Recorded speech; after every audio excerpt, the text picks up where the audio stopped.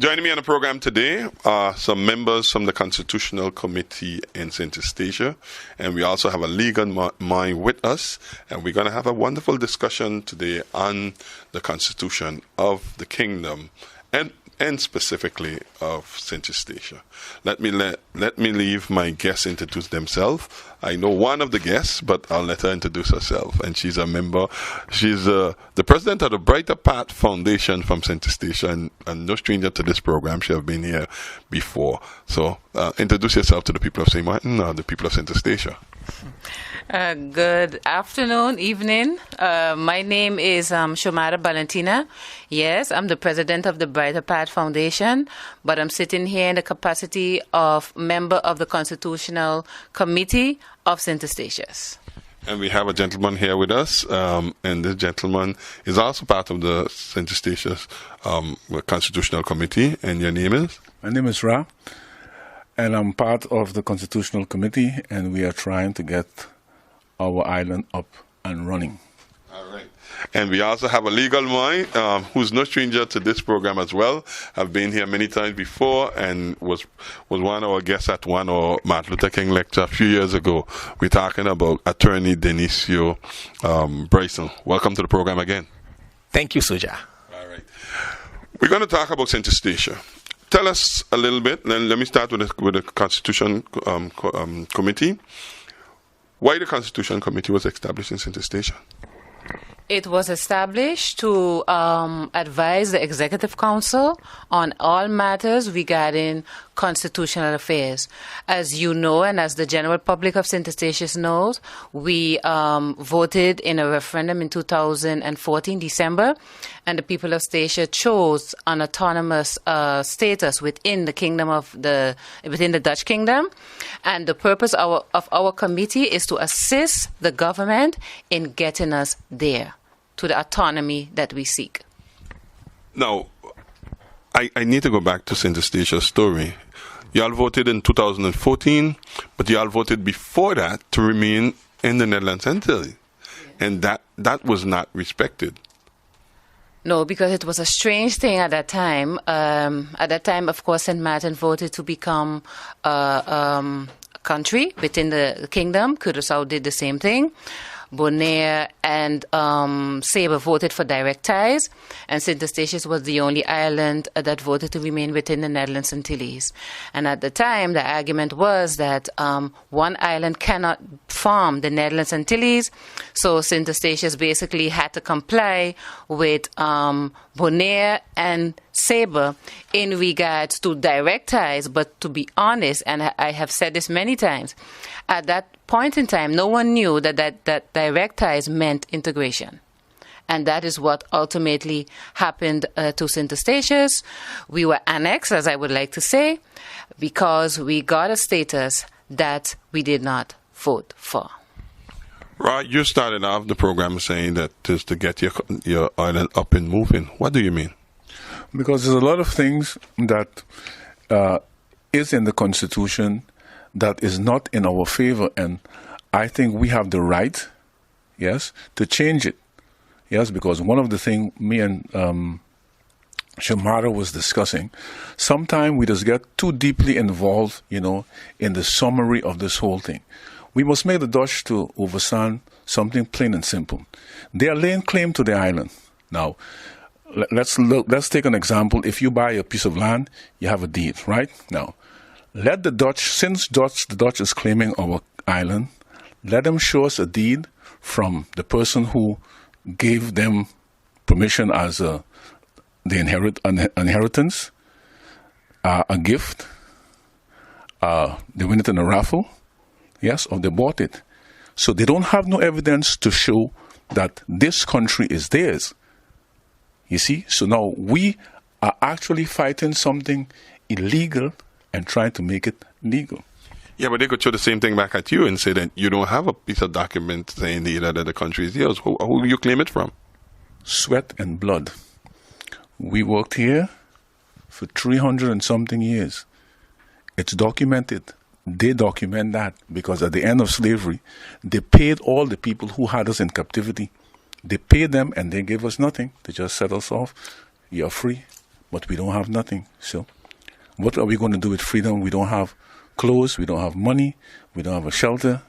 How are we going to survive? Let's bring in the legal mind in here.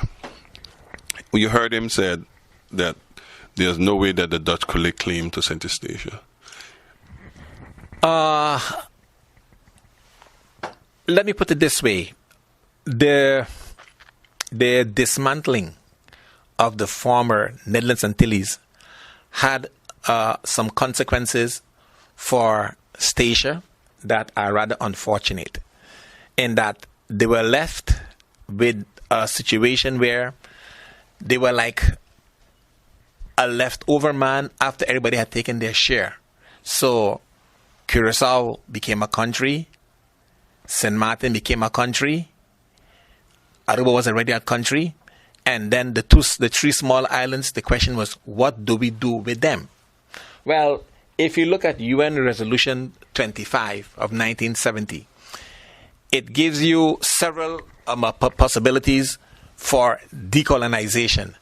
And one of them is the so-called integration or assimilation route that you can take, providing, of course, that the people freely agree to assimilate or integrate. In such a case, then you become part of a mother country. We know, for example, that France decolonized by assimilation. France assimilated the colonies into the French Republic, and they were no longer colonies, but an integral part of the French Republic. And we know how the French model works. It works based on language and culture. So once you speak French and you accept the French culture, you are a French person. And we know that for the French overseas departments, the French laws work there. I believe that all the social benefits are applied equally throughout the French territory. And you have a situation where these people are actually part of, they have been assimilated. Now, integration has some features of that, in that you become part of their mother country. What is Statia's particular pain is that these models, according to the UN resolution, must be freely determined by the people. And the Brighter Path Foundation, and as recently as November the 30th, 2016, the Island Council of Statia took a resolution protesting against this particular integration model that Holland pursued for them, particularly because it was never, at the time, anchored in the will of the people via a resolution. What happened was that the government in 2010, or even before, I think maybe 2008, 2009, when they were preparing to dismantle, and they had the results in of the referendum of 2002, what happened was that a document was signed between Sabre, Statia, and Bonaire. Roy Hooker signed on behalf of Statia, where they agreed that Statia would become a public entity of the Netherlands. Bonaire would become one, and Sabre would become one. But how valuable is that document if the people did not ratify it by voting for that document? That is exactly the shaky grounds on which it was accepted. There was a lot of negotiations going on. At that particular time, I do not know if they felt it was feasible to go back to Statia and hold a next referendum to find out what they wanted. So the thinking was, look, you guys are the elective representative of the people. You represent Statia. You have a democratic mandate, the Democratic Party at that time. And if you guys accept it, that is the representative of the people of Statia. Holland reasoned that they would take that as being an expression of the will of the people. So they signed this document, and in Article 2 of the Kingdom Charter, it states that Sabre, Statia, and Bonaire will become part of the Dutch state. That's in the Kingdom Charter. It's taken up in the Kingdom Charter. That was a revised element of the Kingdom Charter. It was rewritten after. This is the Kingdom Charter that was rewritten to accommodate the two new countries, Curaçao and St. Martin. and to make space for these 3 leftover islands, which were Bonaire, Saba, and Statia. So instead of becoming countries, they were integrated into the Netherlands and became part of the Netherlands based on the fact that the leading political parties on those islands agreed to that. Let's go back to the members of the committee, the Constitutional Committee of Statia. That explanation says that the people of Statia doesn't approve being there. Is that the same result we're hearing on the ground in Statia? It most certainly is, and it was confirmed again when the people opted for autonomy in December 2014. The thing we need to know, if you look at the history of Statia and the votes, the referendums in Statia, you will see a pattern. Statians have systematically voted for autonomy. Systematically. So that is in itself proof that what we have now, a leftover status or whatever you want to call it, is definitely not the will of the people. We have the documentation to prove that we have systematically opted for autonomy. What you think, Ra, could be done to change the situation of Central Statia? Well, what I personally think, the people must be serious of what they want. And it seems that they are. So now they just have to keep going, yes, and put instrument in place to prove that they could run the country properly without the interference of an overlord, because that is what the Dutch are doing. The Dutch want to be their overlord. So they have to prove that they could run the country, properly by themselves. And this is what I think is the sticking point. So you want more autonomy, but you have to also take on more responsibility. And that is what the people in Statia now have to, put in their mind, that if we want that, it also has a consequence. How do we get them to understand that? Well, what they are doing, what they want to do, they must realize that how things was before have to change. They have to make a lot of change, because now we have to make sacrifices, because now we have to take care of our own matters.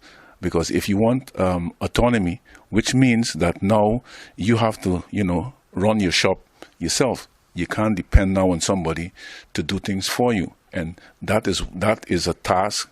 Maybe a lot of people ain't really, ready for that, because they maybe feel, okay, we need extended time. We need a lot of time. No, we don't need a lot of time. Make up your mind. We are grown people. We're in this thing for quite a while, because since 1954, we have a sort of self-government. But it's time now for us to realize now is the time. If we want autonomy, yes, we have to be able to take care of ourselves, take care of our country. Yes, and that means that we have to work harder, make more sacrifices, do the right thing, make the right choices, and show not the Dutch people, but show ourselves that we could do it. Shamaida, the educational process to me is the best approach to get people motivated to change and to do things. Yes. And this discussion is the start of that process. Because as Constitutional Committee members, we have agreed that we're going to conduct a series of such interviews, presentations, whereby we invite legal minds, experts in constitutional affairs, to bring about certain information, to bring over certain information to our people. And this is one of those presentations, because knowledge is power. Let's go back to the legal mind. You mentioned the UN earlier in your conversation. We know that Sint Statia was removed from the list of colonies, and if you're not recognized as a colony, then you cannot be represented at the level of the UN. Well, what actually happened was Statia was not removed from the list of colonies.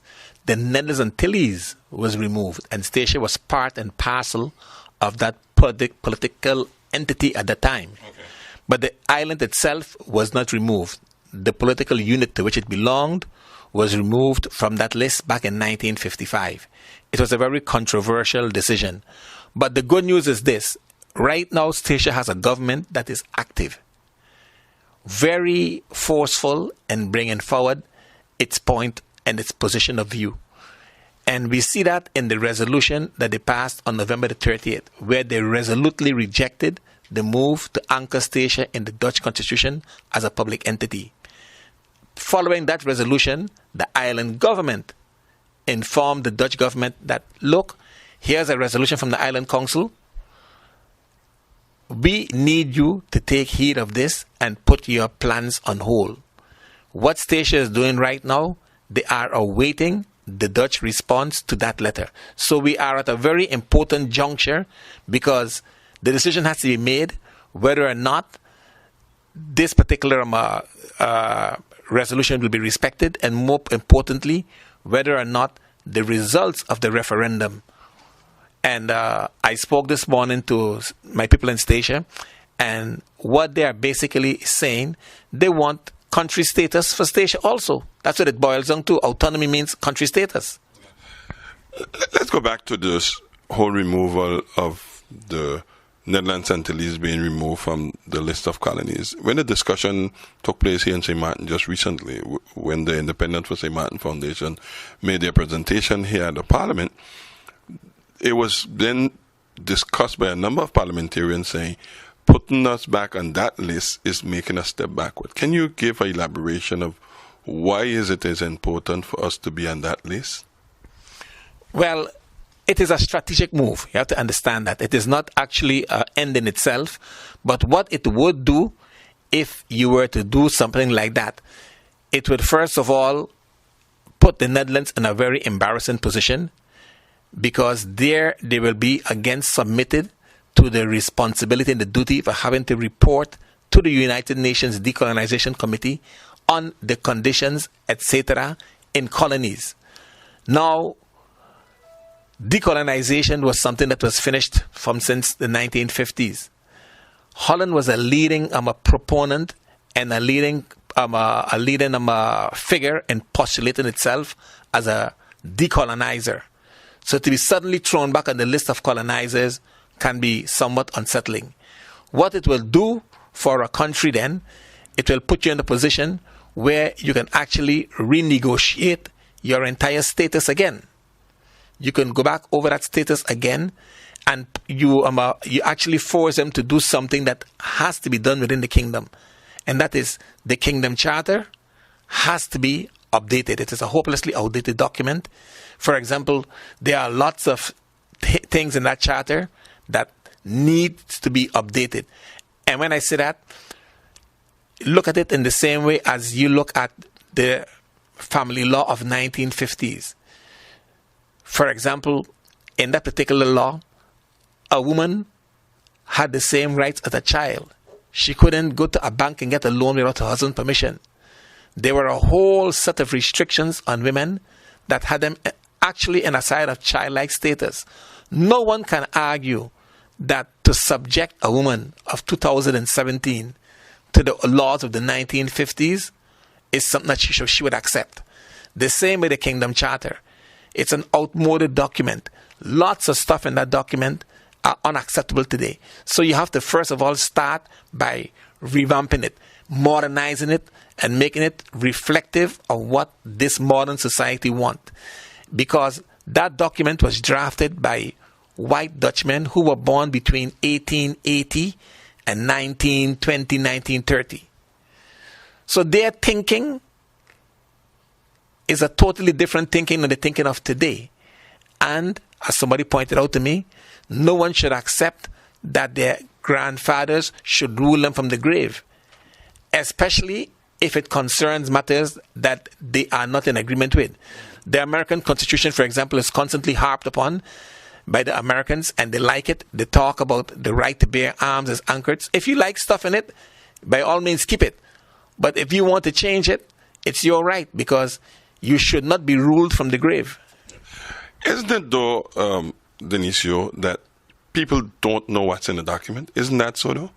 Some people don't, but those who are directly concerned know what's in it, and it's very easy to find out. It's not a very big document.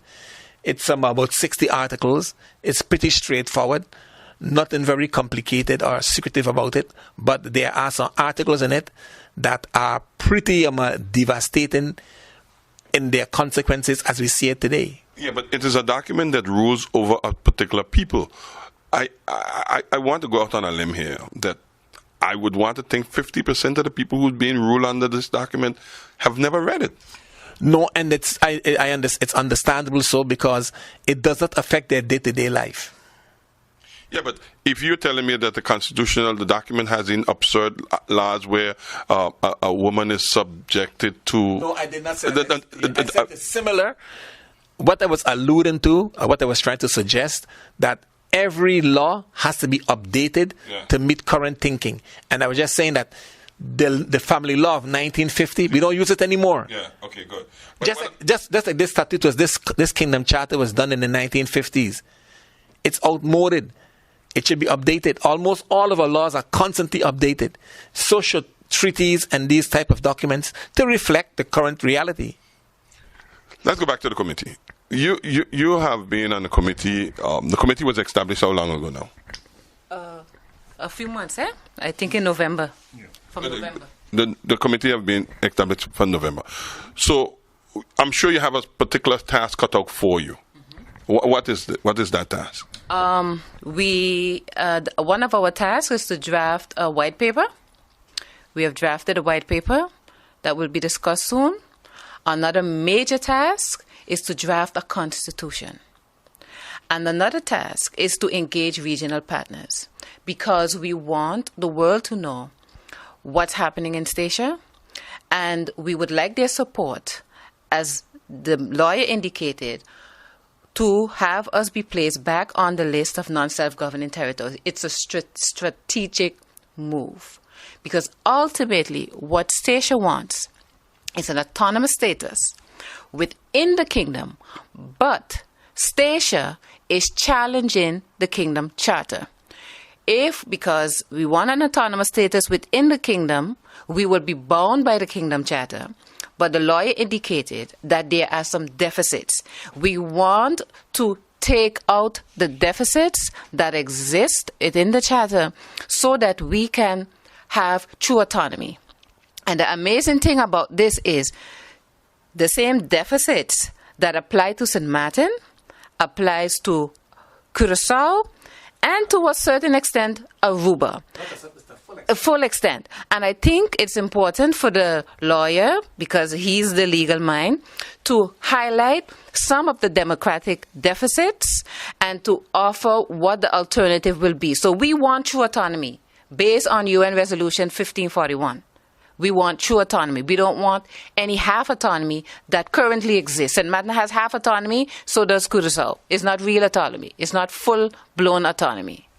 So then let me go back to the legal mind and ask him to help us to understand that. What is this full-blown autonomy she talked about based on the UN resolution of... 1970. Yeah.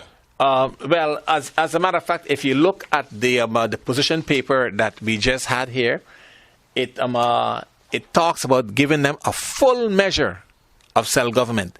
The UN repeatedly uses that term, that these particular former colonies must have a full measure, what she calls autonomy, a full measure of self-government.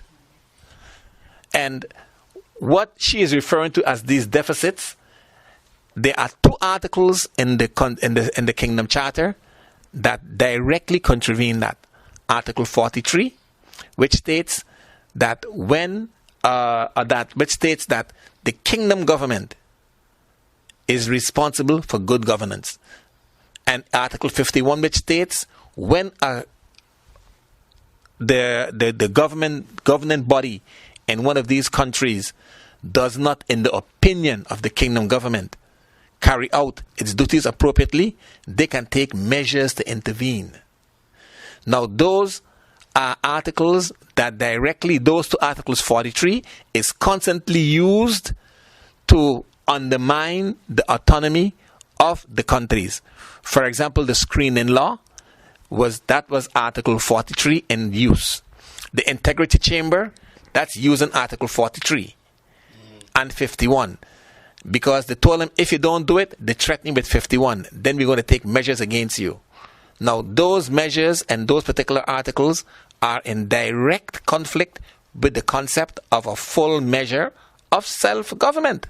If I have a full measure of self-government, it means that no outside agency can exert pressure on me one way or the other to act according to their dictates. Do we, because I'm sure somewhere in that kingdom charter is saying that everyone are equal partner within the kingdom. Exactly. That was always a big discussion point. If you look at the English version, it says, it uses the word that these particular units decided on the basis, and here's the word in English, of equality. In Dutch, they use a different word. They call it gelijkwaardigheid, a kind of semi-equality, something that is not exactly equality. But in the English versions, and that is one of the problems that the UN had, and you'll find it in all their reports, that the documents that the Dutch presented to the UN said that these islands and Holland were going to go into this particular kingdom relationship on the basis of equality. And that is where this confusion comes from. In the Dutch version, they use a different word than in the English version. And up to today, if you go on the Dutch website right now and look for the Kingdom Charter, it says that these islands went into this particular arrangement on the basis of equality. Putting yourself back on the UN list of decolonization would help you to do what, Ra? Well, then we have something, a chip to bargain with, because now we are on the list. Yes, so now we are recognized. So now we could talk. So if we are not there, we don't have nothing to say. So this is, like she said, it's strategic for us to go back on the list. So when we're on the list, then we could negotiate. Negotiation is always the word being thrown around and used. If the Dutch do not see you as an equal partner, how can we talk about negotiating at that equal level? That's a hard point, but we have to stick to our guns. Look, the Dutch could think about a lot of things, but it left up to us, because one of the most important things we as a people must realize, you cannot beg and plead for respect. You have to demand respect. So if we want to do things, we have to do them right. And what the Dutch is thinking 7,500 kilometers away, we don't care. But we have to get our house in order. Yes, and do the right thing, and then the right thing's going to follow. We don't have to worry what happened in Holland. We have to start to think what we're going to do here in this region for ourselves, by ourselves, with ourselves. This is what is missing. We talk about educating the masses with that. Do you think the message is getting to the people, Shemaina? I think so, but it's a process. As I said, this is the start of this movement. Actually, it has started a long time, but we are not just going to do this for a month or two. Our intention is to do this for the coming 2 years. And we believe by doing that, the people will be desensitized to this idea that, hey, autonomy looks like this, it is our right, and we are going to fight for it.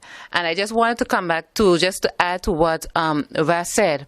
We have international law on our side. I'm not a lawyer. The lawyer is here. But from our own research as Constitutional Committee, there is a concept that you call right of self-determination, which is recognized in all international treaties and in international law. And the Netherlands respects international treaties. Well, I guess they have no choice, but they do. And the Netherlands is one of the member states of the UN.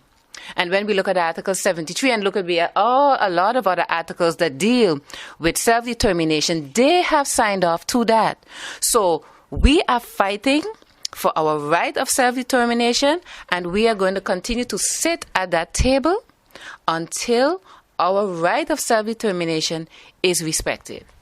What are their chances, Denisio?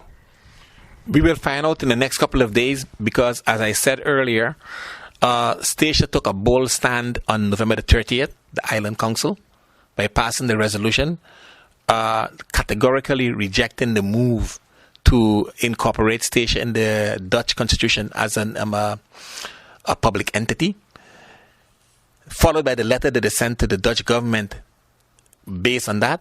And right now we're waiting to hear the response of the Dutch government. What are they going to respond? So right now we are at a watershed mark. We are going to know exactly where we stand. Will Holland say, yes, I recognize the referendum of 2014. I recognize the government's ratification of that referendum. And based on that, we will go along with the process of granting you country status. Now, that is, I said a whole mouthful there, but you have to understand the reservations that come about with the country status. Because when Statia said they want autonomy, I asked them what it is. They said they want to be a country. That's one of the most expressive ways of assuming this particular of giving content to this autonomy concept is becoming a country like Curaçao and Aruba, but under, of course, different and better conditions. That being said, now you have to bear in mind the following: Statia is a micro society, 3,500 people.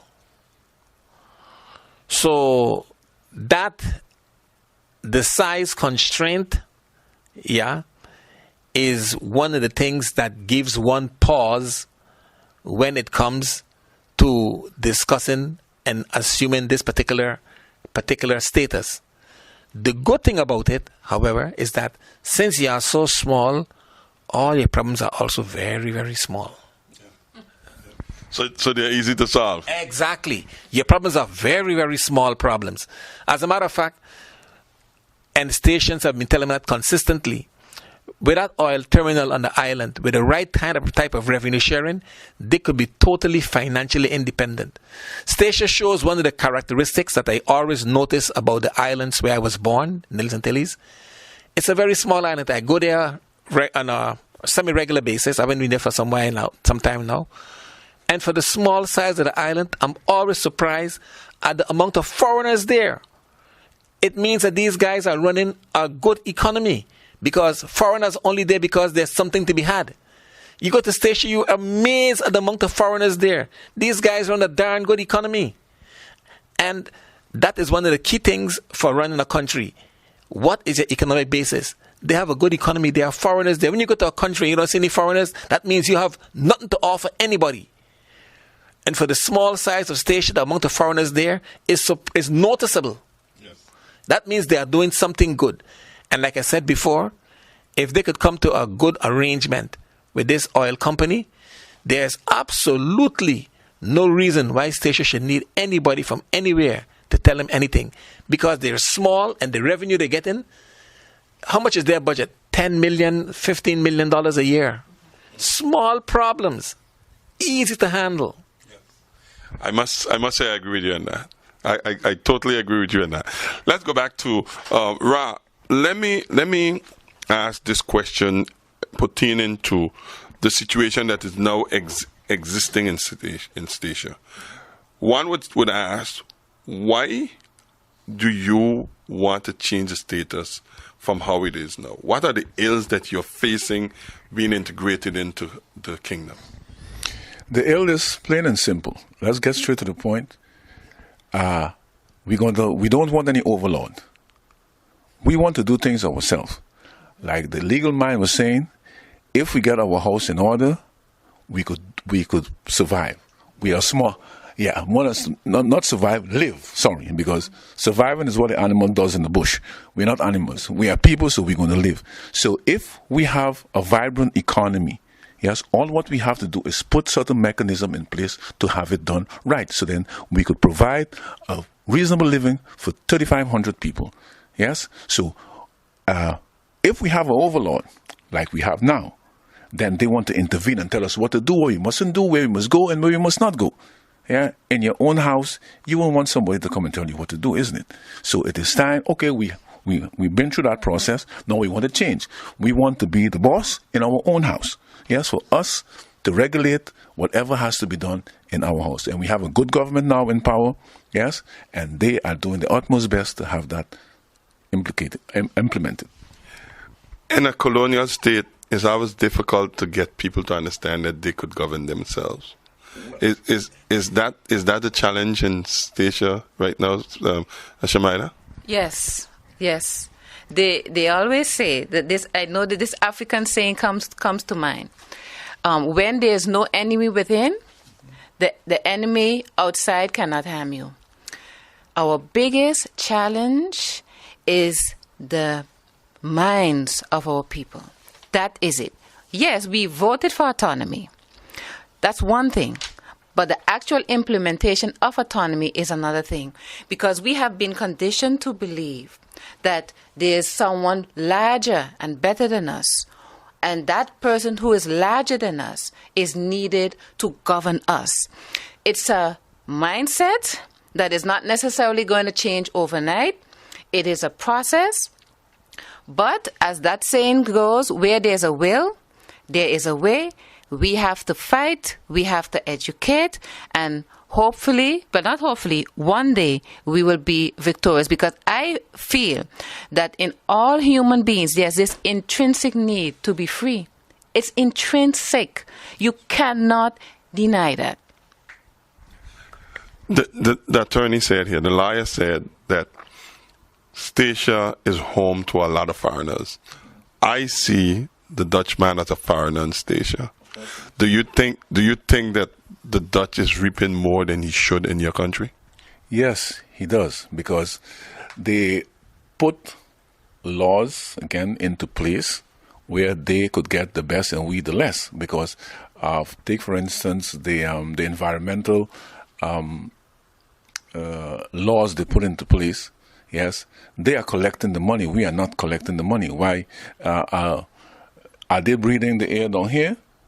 We are breathing it. So if there's any money for the environment, we're supposed to be collecting that, not them over there. And they say that is federal money. You see, so these are the problems that has to be ironed out. Because if we are down here, and you are telling me you're collecting taxes for something that pertaining to us, because we have to breathe the air, because oil terminal, pollution and whatever, whether it is land, sea, water, or air pollution, we are in it. So we are suffering the consequence, but yet the money is going elsewhere. You see? So we do understand that we have to rule our country, and anybody who come and are taking advantage of us, no, we cannot accept that. And the Dutch people, they are foreigner in our country. Because when I live in Holland for 35 years, I never consider myself as a Dutch person. I always consider myself as a foreigner, because they never let me one day forget that. Let's go back to the tax situation. You mentioned that particular tax. Yeah. Who's collecting the bulk of the taxes that is being paid by the oil terminal today? The taxes, what do you mean? Whatever revenues that they collect, because if you have an oil terminal in your country, there's going to be revenue that the country going to benefit from. Who are collecting those revenues? Is it the local government? No, the Dutch is collecting more. The Dutch is collecting far more revenue than the local government. Do you know how the procedures is being established? Do you know how the procedures for the taxes is being established?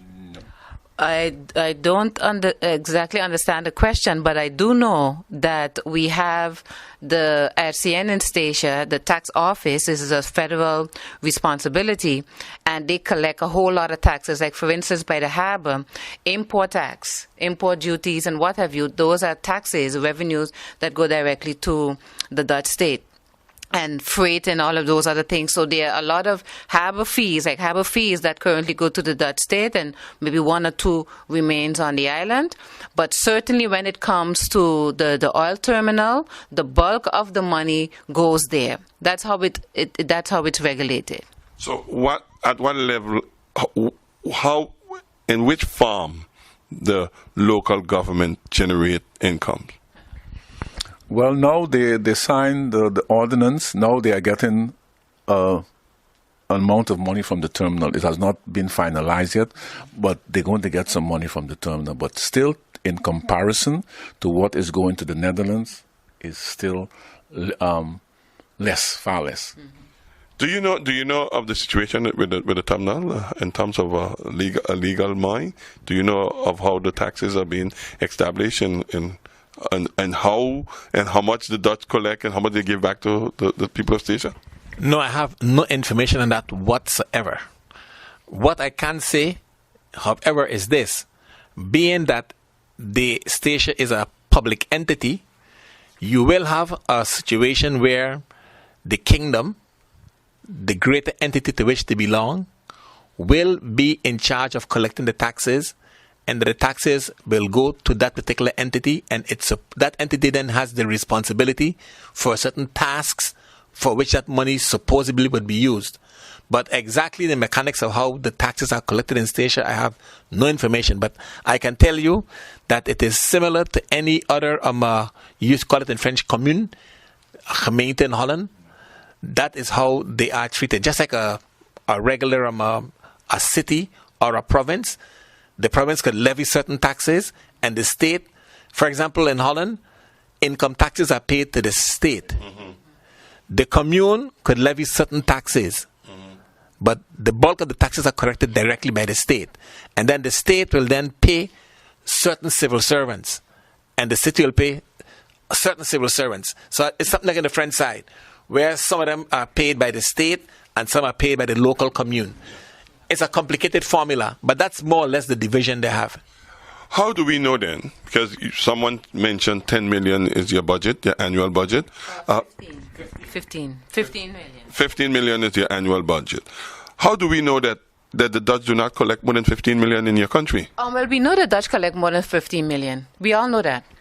The problem is... Wait. If the Dutch collect... If you're so sure they collect more than 15 million, why are they the one collecting the money where your budget is they collected more than your budget, which means if you run your own budget, you could live happily without them. Yeah, but that's the price that you pay when you're a public entity. Yeah, they take care of certain things, and then there are some minor things that we take care of. But this issue of taxes, we would like to say the following.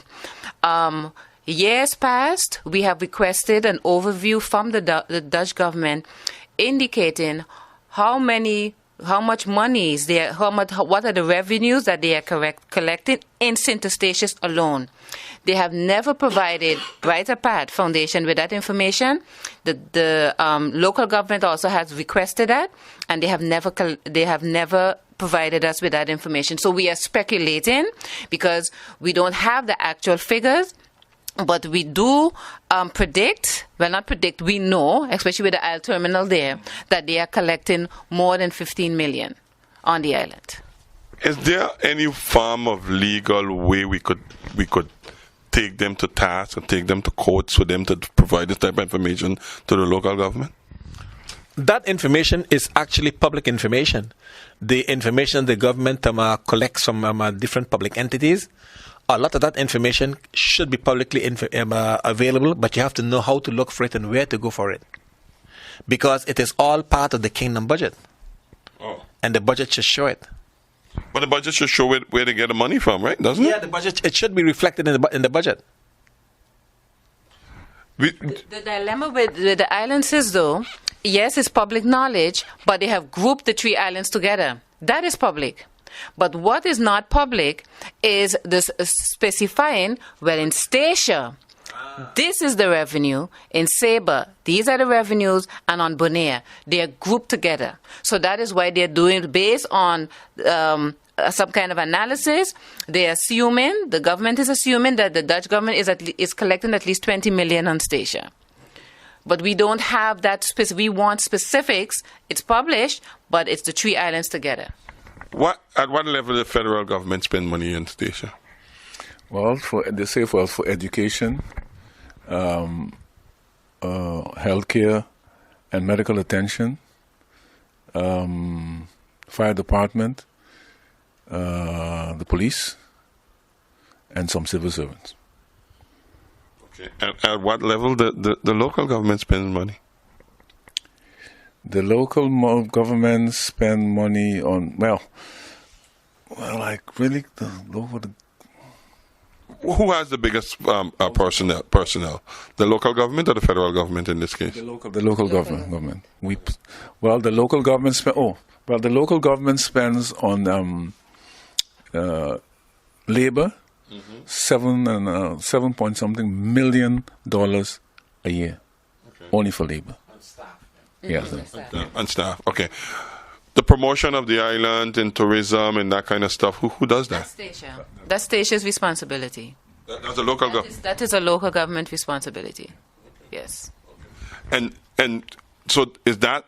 But what's the revenue from that though? Is that Not much, because we don't get much tourists on Statia. Statia contributes about $3 million to the budget, to the island budget, and the rest monies come from the federal government. And that $3 million is raised in what farm? Well, harbor. We get some harbor and airport, for example. Those are some of the areas in which revenues are collected locally.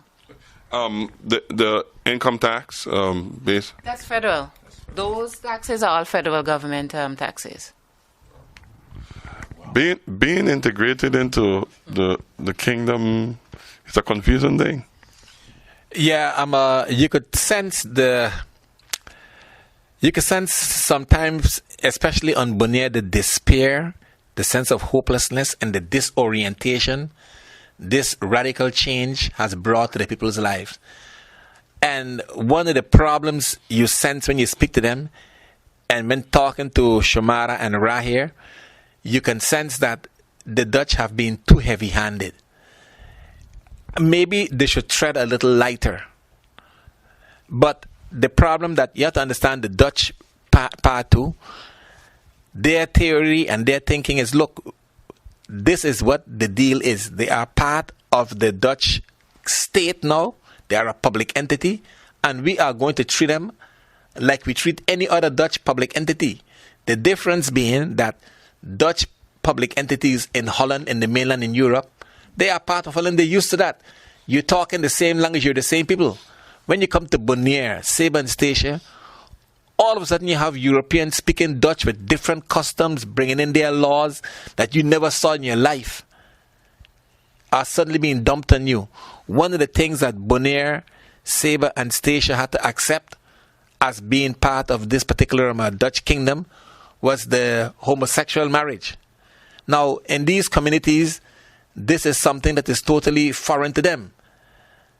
And these are the types of heavy-handed consequences of this particular integration model that has the people up in arms. It's too many changes too rapidly.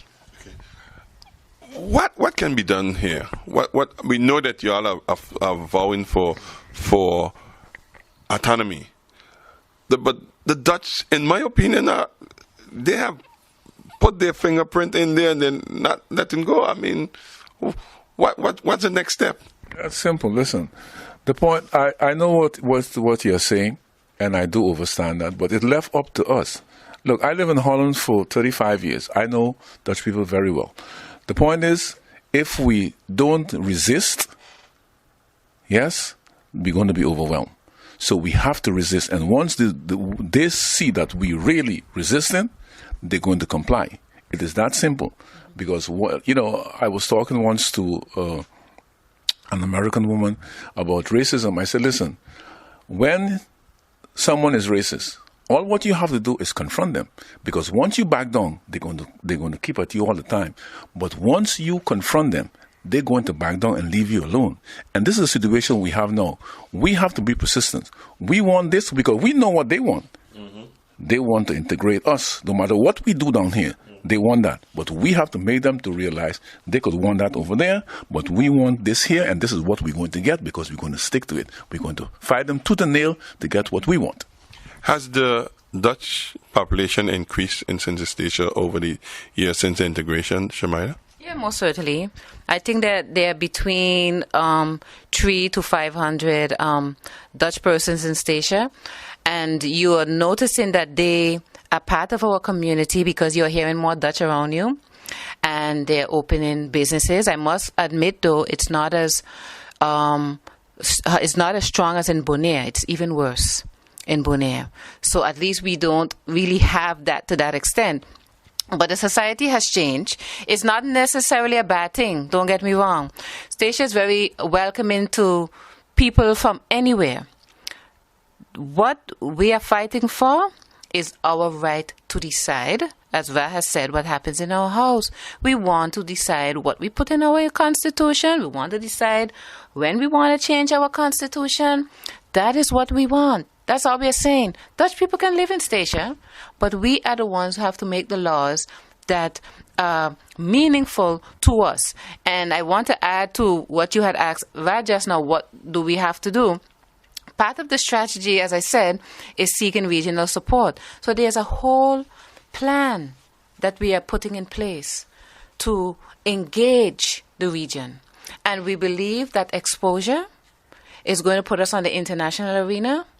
And I don't think that the Dutch likes exposure too well. History shows that. So we're going to use that.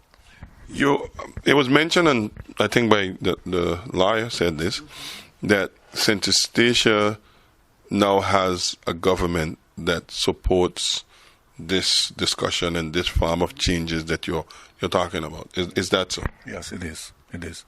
They are very adamant about we having control of our own destiny.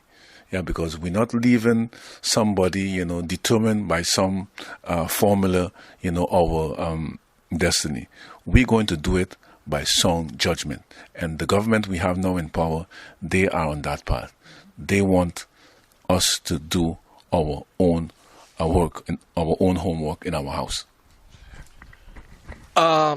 What is the position of the Democratic Party in all this? Because I understand that they are not all that enthusiastic about it. I from time to time hear Mr. Ko-Snake, but he's a Dutch guy, so of course his position will be understandable.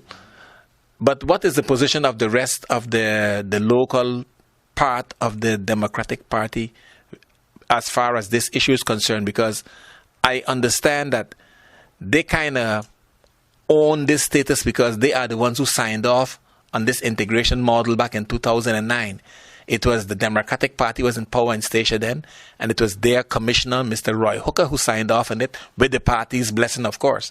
So I understand that they feel kind of uncomfortable with it, and that they're saying it, and that they feel that they own this particular status that we have right now. They were responsible for it. What is their feeling? Do they still want to cling to it, or are they willing to go along with the results of the referendum? No, the Democratic Party believes that we need to fix the leaks.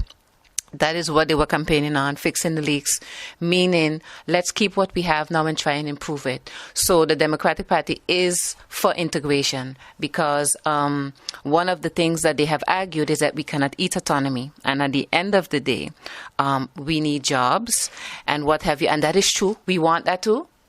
We want jobs. And they're saying that we are not in a position right now to govern ourselves. So that is what they are promoting. And that makes it a bit difficult because when it comes to such a struggle, you would hope that you have a unified front. It's not the case, but we know that the majority of people do want more autonomy. And so we have to push that forward. And I mean, it's all right for the Democratic Party, though, if you really think about it, to have an alternative view. We live in a democracy. So it's okay. But as long as the majority of the people continue to support this and we prepare for what we want to prepare for, I think we are going to be all right. So they are not pro-autonomy at this stage. For the impression that I've been getting over the years, the information that I've managed to gather over the years coming out of Statia, you have two groups in Statia, those who are pro-autonomy and those who are pro-integration. Am I right for saying that? Yes, you do.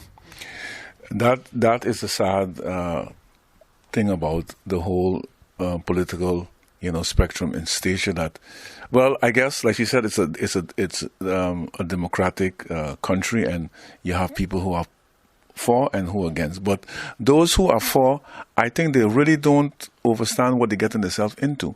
Because, look, if we go for integration, then we're going to lose all, because they think when we integrate, they will have a say. They wouldn't have no say.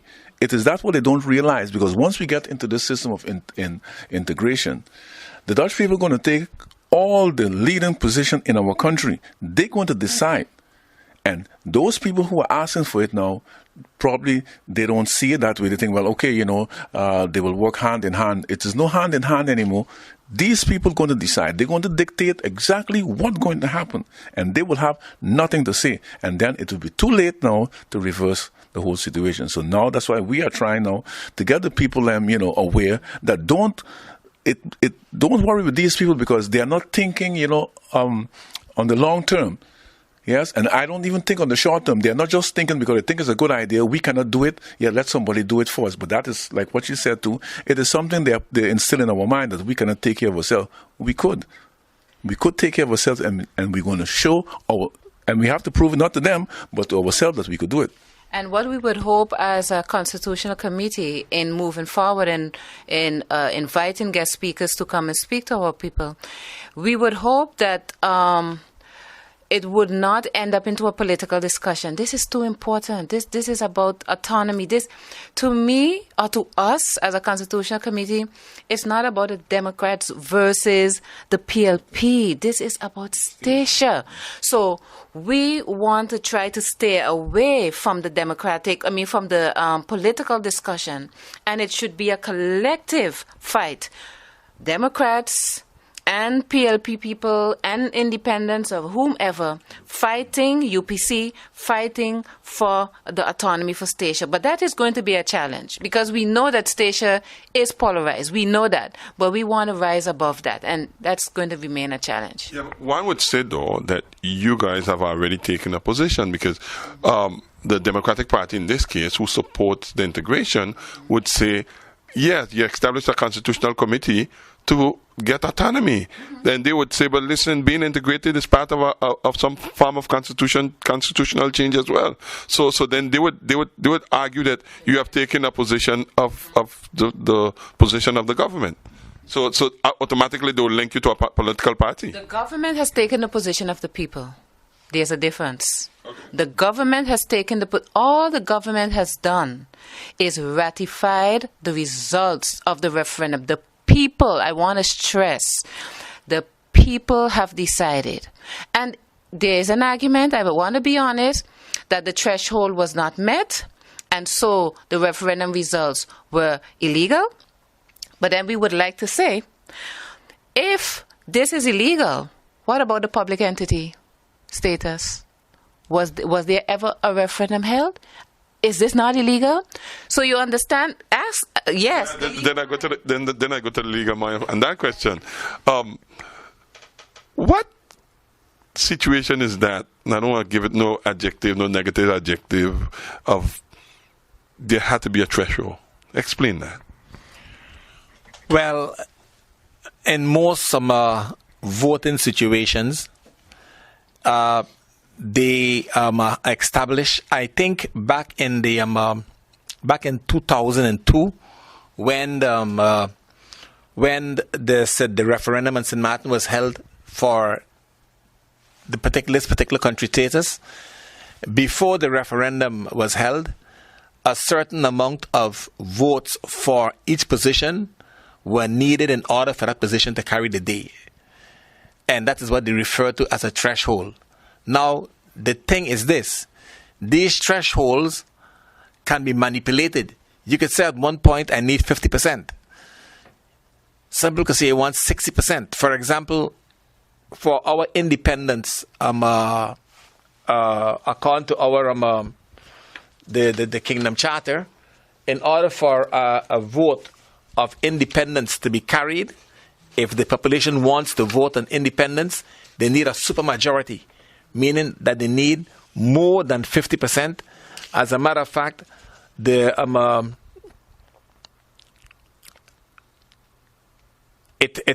mentions here that in the Parliament it requires to carry this particular motion of independence, it requires a majority of 2/3, 67%. Yeah. So that's the threshold that's set in here. Okay. So that's what they're referring to.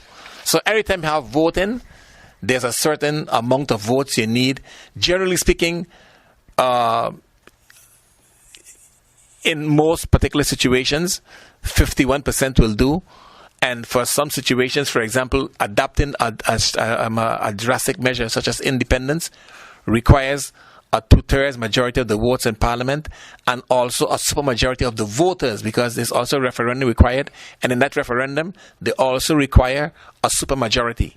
That is more than 51%. But wouldn't that be difficult, though, in a case with Sint Statia, to have a 67% turnout of voters? 60%. No. They're talking about 67% of the voters. So if 100 people show up, 67 of them, yeah, that's what the percentage of the voters who vote. No, it's not a percentage of the population of the voters registry, but of the voters who vote. Okay, good. And you guys did not meet that threshold. No, there was a threshold set at 60% of 60% of eligible voters. That threshold was not met in Sint Eustatius. But why not? That's a totally different discussion. There were a lot of complications surrounding the referendum. And I think that would require a totally different program to discuss that. But in any case, the threshold was not met, but the results were ratified by the Island Council. And so with that mandate, we are sitting here. Okay. Let's talk about the white paper. Did you... Let me make one last comment. The referendum for independence requires 51%. Okay. So the numbers shift, but here they just require 51%. So if they had voted for independence, the threshold would have been met in Statia. According to the Kingdom Charter, but these particular what you call it thresholds. Once you don't require a simple majority, it becomes a question of who has the power to determine which number you need. Yes. So they might say 50%, somebody might say 60%, and that's where the tug of war starts. But if you keep it at a simple majority, it's always better. Let's go back to the white paper. At what stage you are at now with the white paper, Ra? No, well, ask that to Shamar, because she is the one who really are working on that. And she will give you a better explanation than I could. We have drafted a white paper, and the idea is for it to be discussed, and hopefully soon it will be ratified. And in this white paper, basically, we are pleading our case based on facts, based on documentation, based on UN resolutions. So that is going to be the document that will be provided to regional partners. So we're not going unprepared. We are preparing. And that white paper is that document that we are going to use. Were you one of the legal minds on the white paper document? No, I was not. Okay. You said it was based on research. What was the population of Sint Statia consulted as well? Were they part of the research? They were not directly part of the research. Of course, we use the referendum results as such, and that's incorporated in the white paper. But basically, what we are arguing in the white paper is the whole process of how this status came about. We also touch on the issue of autonomy, what it is, and we link it to the autonomy as defined by the UN, and we compare that to the autonomy that the countries have within the kingdom. And we are making the case for an autonomy based on, I said, the UN resolution, 1541. So in that white paper, we are also talking about what type of autonomy we would like. And in the white paper, we are also making the case for why we should be relisted and how we are going to go about seeking support. Folks, I think we have spread a broad spectrum. We've been here for an hour plus, having a wonderful discussion. I'm going to give you guys the closing remarks and the whole discussion and what you think and where you think we should go from here. Let me start with you. Well, as I said earlier, The ball is in the Dutch court right now. Statia has made its position clear. The island council and the island government have the island council, I think, ratified their referendum results. And the question now is we're waiting to see if Holland is going to respect those that ratification and the wishes of the people of Statia. Ra? Well, what my closing remark is that we have to keep on going, don't give up, because if we do, the fight is lost. Let me give you the final word. I love quotes, and one of my favorite quotes is the following: "The journey of 1,000 miles starts with a single step." This is the start of a process, and I want to also indicate we are not advocating autonomy in 2018. It is a process of years, but we have to start somewhere.